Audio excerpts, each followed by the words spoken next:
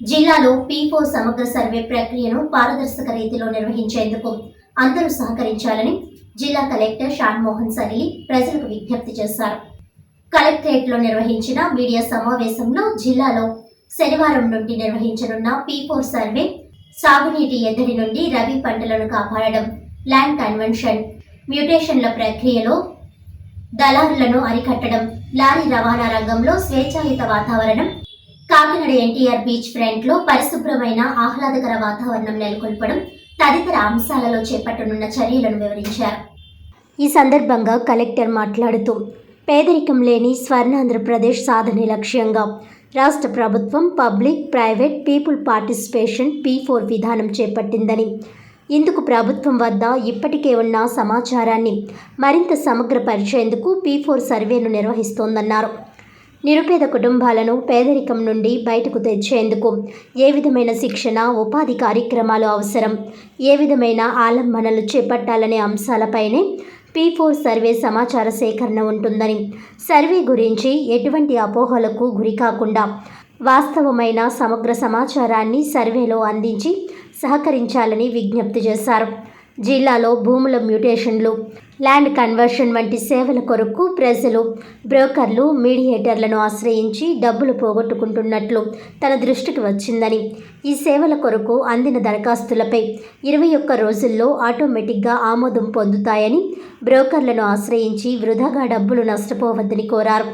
కాకినాడలోని lorry యజమానులు, పరిశ్రమల మధ్య సరుకుల రవాణా లావాదేవీలు, ఛార్జీల అంశాలలో నెలకొన్న అవాంఛనీయ వివాదంపై ఇరు వర్గాలు స్వేచ్ఛాయుత వాతావరణంలో తమ కార్యకలాపాలను నిర్వహించుకోవాలని సూచించారు. తాము చెప్పిన రేట్లకే తమ ద్వారానే సరుకు రవాణా జరుపుకోవాలని, బయటి లారీలను పెట్టుకుంటే అడ్డగిస్తామని, లారీ యజమానులు నిర్బంధించడం సరికాదని, అడ్డగించే చర్యలకు పాల్పడేవారు శిక్షార్హులవుతారని అన్నారు. కౌడ ఆధ్వర్యంలో 3.5 కోట్ల నిధులతో కాకినాడ తీరంలోని ఎన్టీఆర్ బీచ్ ఫ్రంట్ను పునరుద్ధరించి ప్రజలకు తిరిగి అందుబాటులోకి తెచ్చేందుకు అవసరమైన చర్యలు చేపట్టామని అన్నారు. అలాగే కాకినాడ తీరం నుండి హోప్ ఐలాండ్ వరకు బోటింగ్ ఆకర్షణ ఏర్పాటుకు అవకాశాలను పరిశీలిస్తున్నామని తెలిపారు. వాటిలో ఉన్న ల్యాండ్ డీటెయిల్స్ కానీ, తర్వాత వెహికల్ డీటెయిల్స్ కానీ, ఇలా రకరకాల అసెట్స్ సంబంధించి, అంటే వాళ్ళకి సంబంధించిన ఆస్తుల వివరాలు కానీ కొంతవరకు మన దగ్గర ఉన్నాయి. అవి కాకుండా ఇంకొన్ని విషయాలు మనకి ఇంకా తెలియని ఉన్నాయి. ఫర్ ఎగ్జాంపుల్, వాళ్ళకు ఉన్నది పక్కా బిల్డింగా లేకపోతే కచ్చా బిల్డింగా, తర్వాత వాళ్ళకి వాటర్ కనెక్షన్ మనం ఇచ్చామా, లేదంటే వాళ్ళు ఇంకా దూర ప్రదేశాల నుంచి వాటర్ తీసుకోవాల్సి వస్తుందా, ఇలాంటి కొన్ని స్పెసిఫిక్ ఇష్యూస్. వాళ్ళ ఇంట్లో ఎవరైనా గవర్నమెంట్ ఎంప్లాయీస్ ఇంకా మిస్ అయి ఉన్నారా? ఇప్పుడు మన దగ్గర చాలా మంది గవర్నమెంట్ ఎంప్లాయీస్ మన డేటాబేస్ లో లేరు. సో అలా గవర్నమెంట్ ఎంప్లాయీస్ ఉన్నారా? ఇలా కొన్ని విషయాల గురించి ఇంకా మనం డేటా కలెక్ట్ చేయాల్సిన అవసరం ఉంది. సో అది ఆ డేటా కలెక్షన్ చేసిన తర్వాత అందులో ఈ P4 ప్రోగ్రామ్ లో భాగంగా ఈ డేటాను ఉపయోగించి మనకి గవర్నమెంట్ వైపు నుంచి ఈ P4 programme, zero poverty programme, అట్టడుగున ఒక 20% ఎవరైతే ఉన్నారో వాళ్ళకి గవర్నమెంట్ నుంచి అడిషనల్ సాయం ఏదైతే చేయూత కలిగించాలంటే, ఫర్ ఎగ్జాంపుల్ వాళ్ళకి ట్రైనింగ్స్ ఇవ్వటం కానీ, ఎంప్లాయ్మెంట్ ఆపర్చునిటీస్ క్రియేట్ చేయడం కానీ, ఇంకా రకరకాల యాక్టివిటీస్ చేయటం కోసం ఒక ఒక ఒక కాంప్రహెన్సివ్ సర్వే, అంటే ఒక జిల్లా వ్యాప్తంగా ఆల్మోస్ట్ మన దగ్గర 7-7.5 లక్షల కుటుంబాల్లో ఆల్మోస్ట్ ఒక 4 to 5 lakhs ఫ్యామిలీస్ కి వెళ్ళి ఈ సర్వే స్టార్ట్ చేయడం జరుగుతుంది 8వ తేదీ నుంచి. అండ్ ఆల్రెడీ రాష్ట్ర వ్యాప్తంగా ఆల్మోస్ట్ 10 జిల్లాల వరకు ఆల్రెడీ స్టార్ట్ అయ్యింది. మనకు ఎలక్షన్ కోడ్ ఉండడం వల్ల లాస్ట్ 15 రోజుల్లో మనం స్టార్ట్ చేయలేదు. సో ఇవాళ ఎలక్షన్ కోడ్ లేదు కాబట్టి ఇంకా అయిపోయింది కాబట్టి, so we are starting from tomorrow. So ఈ సర్వేలో ఆల్ సచివాలయం స్టాఫ్ ఇన్వాల్వ్ అవుతారు. ఎంపీడీఓస్ ఆధ్వర్యంలో స్టార్ట్ అవుతుంది. అండ్ డిస్ట్రిక్ట్ వైపు నుంచి డిఆర్ఓ గారు, సిఓ, జెడ్పీ కోఆర్డినేట్ చేస్తారు. ఇందులో దీనికి సంబంధించి ఆల్రెడీ పొద్దున్న తహసీల్దార్స్ కి, తర్వాత ఎంపీడీఓస్ కి, మున్సిపల్ కమిషనర్స్ కి ఒక ట్రైనింగ్ సెషన్, తర్వాత దీని గురించి వాళ్ళ డౌట్స్ ఏమైనా ఉంటే నివృత్తి చేసుకోవడం చేయడం జరిగింది. సో ఈ ప్రెస్ మీట్ సందర్భంగా మీ ద్వారా అందరినీ, all citizens of Kakinada district, నేను అంటే అందరినీ పౌరుల్ని కోరటం ఏంటంటే, ఈ సర్వేకి సహకరించాలి. అండ్ దీంట్లో టైం లిమిట్ ఉంది, మనం నెక్స్ట్ ఒక 10-15 days లో ఫినిష్ చేసుకోవాలి. కాబట్టి అందరూ దీనికి సహకరిస్తారని కోరుకుంటూ, అండ్ దీనికి సంబంధించిన డేటా వీళ్ళనంత పారదర్శకంగా ఎలాంటి అంబిగ్యూటీకి తావు లేకుండా చేయాలి. ఎందుకంటే వన్స్ ఈ డేటా కలెక్ట్ చేసిన తర్వాత గ్రామ సభల్లో ఈ లిస్ట్ పెట్టి ఆ లిస్ట్ లో ఏదైనా తప్పులున్నా సవరణ చేయటం, ఆ లిస్ట్ లో ఎవరికైనా అభ్యంతరాలు ఉన్న వాళ్ళు తీసుకొని సవరణ చేయటం. సో ఇలాంటి సోషల్ ఆడిట్ బేసిక్ గా మనం గ్రామ సభలో పెట్టి దాన్ని వెరిఫై చేయడం జరుగుతుంది. కాబట్టి ఎలాంటి అవకతవకలకి తావు లేకుండా ఎంప్లాయీస్ వైపు నుంచి కానీ సిటిజన్స్ వైపు నుంచి వాళ్ళ దగ్గర ఉన్న డేటా షేర్ చేయాలని చెప్పి అందరినీ కోరడం జరుగుతుంది. ఇది ఇందాక అనుకున్నట్లు 8వ తేదీ నుంచి స్టార్ట్ అయ్యి 18వ తేదీ లోపల మనం కంప్లీట్ చేస్తాము. సో అదర్ ఇష్యూ అందరి దృష్టిలో ఒకసారి పెట్టాలనుకునింది అండ్ నా వైపు నుంచి ఒక రిక్వెస్ట్ చేద్దాం అనుకునింది రిగార్డింగ్ ఇరిగేషన్ వాటర్ సంబంధించి. లాస్ట్ 15 రోజుల నుంచి ఎస్పెషల్లీ తాళ్ళరేవు, కొంత పిఠాపురం ఈ ఏరియాల్లో ఇరిగేషన్ ఛానల్స్ దగ్గర ఉన్న పొలాల్లో, అంటే ఎప్పుడైతే రెగ్యులర్ గా ఇరిగేషన్ అందుబాటులో ఉంటుంది, రబీ క్రాప్ కి ఇబ్బంది లేని ప్రదేశాల్లో కూడా మనం పైన నీళ్లు వదులుతున్నా కిందికి వచ్చేసరికి టైలెంట్కి వచ్చేసరికి నీళ్ళు అందని పరిస్థితి ఉంది. సో ఇది ఎందుకు ఏంటి అనేది కొంత రివ్యూ చేయటం తర్వాత ఫీల్డ్ లెవెల్లో కూడా అండర్స్టాండ్ చేసుకున్న తర్వాత అర్థమైంది ఏంటంటే అప్పర్ రీచెస్ అంటే పైకి వచ్చేసరికి ఇప్పుడు నిన్న తాళరేవులో కొంత పై గ్రామాల్లో ఉన్న రైతులు కొందరు ఇల్లీగల్ గా కొన్ని బోర్లు పెట్టేసేయడం, దాని నుంచి ఆల్మోస్ట్ వందల ఎకరాలు టర్న్ కి, అంటే మనం వంతుల వారిగా ఇస్తున్నాం, వాళ్ళ వంతు లేకపోయినా దాని నుంచి నీళ్ళు లాగేసేయటం, దాంతో వంతులో ఆ వంతు ప్రకారం రావాల్సిన వాళ్ళకు కూడా లాస్ట్ లో నీళ్ళు రాకుండా ఆల్మోస్ట్ పొలాలు ఎండిపోయే స్థితికి వచ్చాయి నిన్న. సో అందుకని హడావిడిగా నిన్న ఒక టీం వేసి ఆర్డీఓ గారు, సిఐ గారు, తర్వాత ఇరిగేషన్ అండ్ ఫిషరీస్ అందరూ వెళ్ళి ఇట్లాంటి ఇల్లీగల్ ఏవైతే ఉన్నాయో అవి వాటిని ధ్వంసం చేసి రావటం అండ్ వాళ్ళకి ఆల్రెడీ ఒకసారి హెచ్చరించడం జరిగింది. ఫస్ట్ టైం కాబట్టి ఇంకా కేసులు పెట్టలేదు, బట్ హెచ్చరించడం జరిగింది. సో ఈ సందర్భంగా నేను ఆల్ డెల్టా ఏరియాలో ఉన్న ఫార్మర్స్ కి, తర్వాత ఏలేరు కింద సాగు చేసుకున్న ఫార్మర్స్ కి, ప్రతి గ్రామానికి వాళ్ళకున్న ఇరిగేషన్ ఛానల్స్ లో వంతుల వారీగా వేయటానికి ప్రణాళిక చేయటము, వాళ్ళకి ఆల్రెడీ కమ్యూనికేట్ చేయటము, మీ వాటర్ అసోసియేషన్ కి ఆ ఇంటిమేషన్ పంపించడం జరిగింది. ప్రతి గ్రామానికి అది ప్రిపేర్ చేయడం జరిగింది, షెడ్యూల్ ప్రిపేర్ చేసి చేయడం జరిగింది. దయచేసి ఇలా ఇల్లీగల్ గా మోటార్స్ పెట్టుకోవటము, తర్వాత ఇల్లీగల్ గా కాలువలు ఎక్కడంటే అక్కడ గండ్లు వేయటం, ఇలాంటివి వేయడం జరిగితే డిస్ట్రిక్ట్ అడ్మినిస్ట్రేషన్ వైపు నుంచి 100% వాళ్ళ మీద క్రిమినల్ కేసెస్ లాంచ్ చేయటం అండ్ పబ్లిక్ సర్వెంట్స్ మీద కొందరు తిరగబడుతున్నారు. అంటే వాళ్ళు అడుగుతున్నారు, అంటే ఎందుకు చేస్తున్నారు ఇల్లీగల్ మోటార్ వేసినప్పుడు తీయమంటే వాళ్ళ మీద వాళ్ళని బెదిరించేలాంటివి జరుగుతుంది.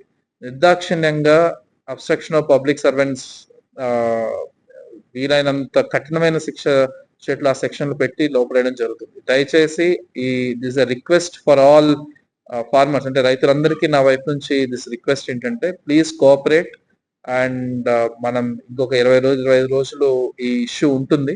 ఇంకా మనకు చాలా చోట్ల ఇంకా హార్వెస్టింగ్ స్టార్ట్ అవ్వాలి. కాబట్టి ఎక్కడైనా ఇలాంటి ఇష్యూస్ ఏమైనా వచ్చినా, ఎక్కడైనా ఇల్లీగల్ గా ఏదైనా చేస్తున్నారని తెలిసినా ఇమీడియట్ గా నా నెంబర్ కి మెసేజ్ చేయటము వాట్సాప్ లో, నేను ఇమీడియట్ గా అక్కడ నుంచి చేయడానికి అవకాశం లేదు. అది డ్రాప్ డౌన్, అది తహసీల్దార్లు కూడా అది రిజెక్ట్ చేయడానికి అవకాశం ఉండదు, ఆర్డీఓలు కానీ తహసీల్దార్ కానీ. సో అది రిజెక్ట్ చేయకపోతే కారణం చేత ఒక స్పెసిఫిక్ కారణం చెప్పి it is deem to be accepted, అది యాక్సెప్ట్ అయినట్లు ఆటోమేటిక్ గా ల్యాండ్ కన్వర్షన్ అవుతుంది.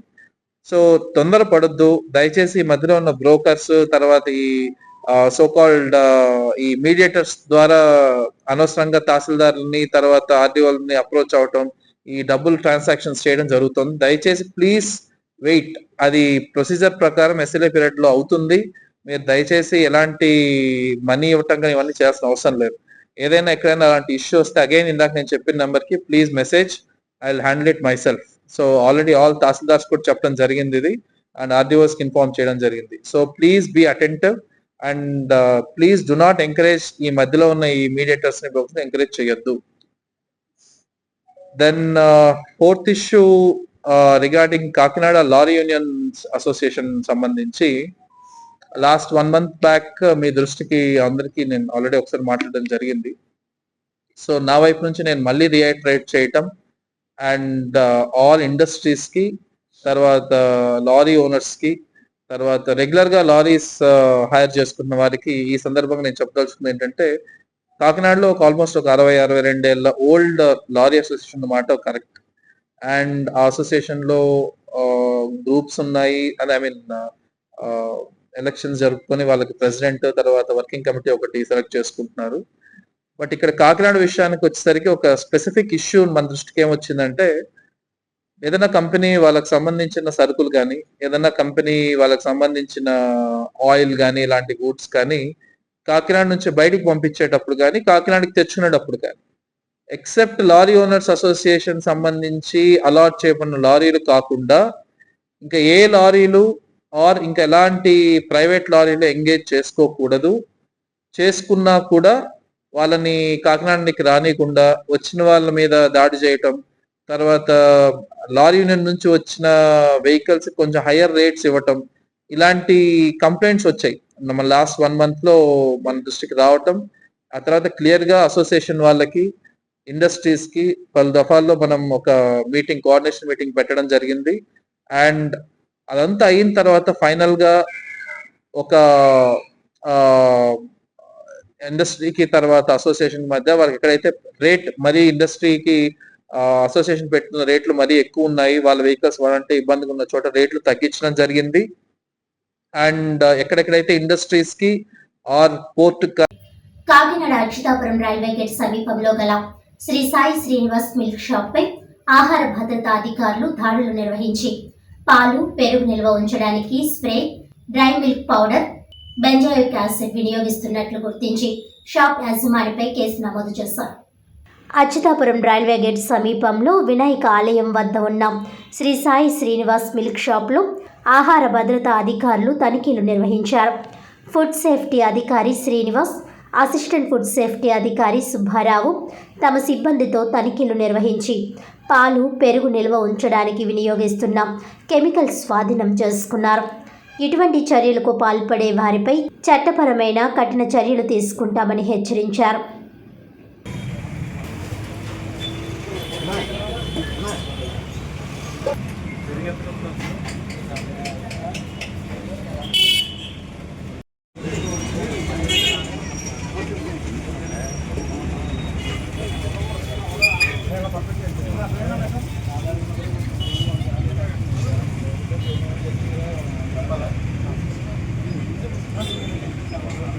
ఈరోజు ఎఫ్ఎస్ఎస్ఐ ఫుడ్ సేఫ్టీ కమిషనర్ గారు ఆంధ్రప్రదేశ్ వారి ఆదేశాల మేరకు రాష్ట్రం అంతా అన్ని జిల్లాల్లో ఈ milk sale points, packing units, ఈ డిస్ట్రిబ్యూటర్స్ దగ్గర శాంపిల్స్ తీయమని, కలెక్ట్ చేయమని ఆదేశాల మేరకు ఈరోజు కాకినాడలోని ప్రతాప్ నగర్ సాయి శ్రీనివాస మిల్క్ పార్లర్ సెంటర్లో ఇన్స్పెక్షన్ కోసం ఉదయం ఇన్స్పెక్టర్ గారు రావడం జరిగింది, సుబ్బారావు గారు.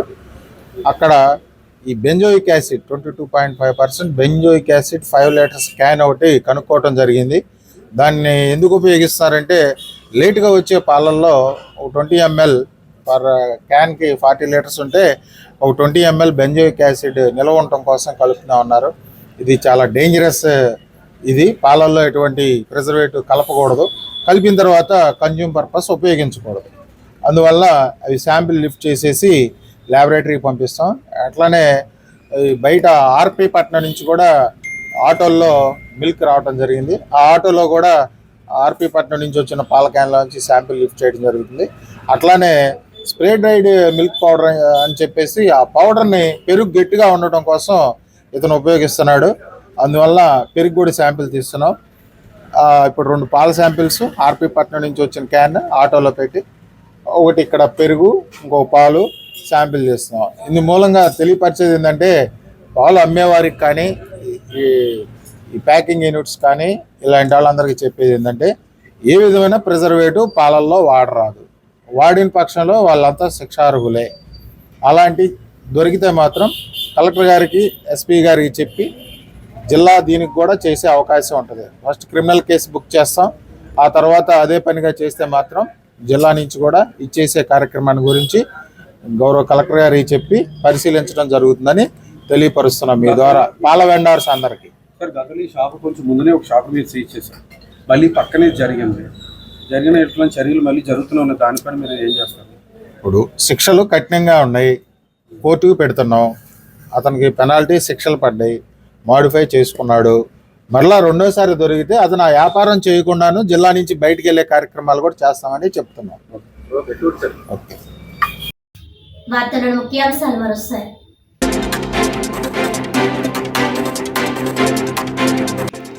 పేద మధ్యతరగతి ప్రజలకు జన ఔషధ జనరిక్ మందుల దుకాణాలు ఎంతగానో ఉపయోగపడతాయి. కాకినాడ ప్రభుత్వ ఆసుపత్రిలో జన ఔషధ దినోత్సవ కార్యక్రమంలో ఎంపీ తంగెళ్ల ఉదయ్ శ్రీనివాస్.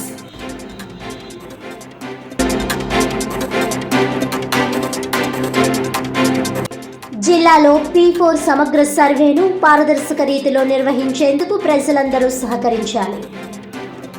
కలెక్టరేట్లో నిర్వహించిన మీడియా సమావేశంలో పలు అంశాలలో చేపట్టిన చర్యలను వివరించిన జిల్లా కలెక్టర్ షాన్ మోహన్.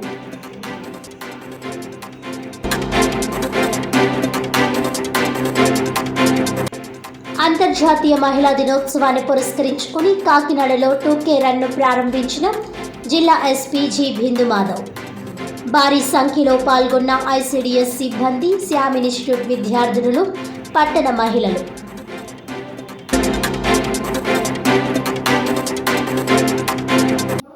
ఈనాటి వార్తలు ఇంతటితో సమాప్తం. తిరిగి వచ్చే బులెటిన్లో మళ్ళీ కలుద్దాం. అంతవరకు సెలవు. నమస్కారం.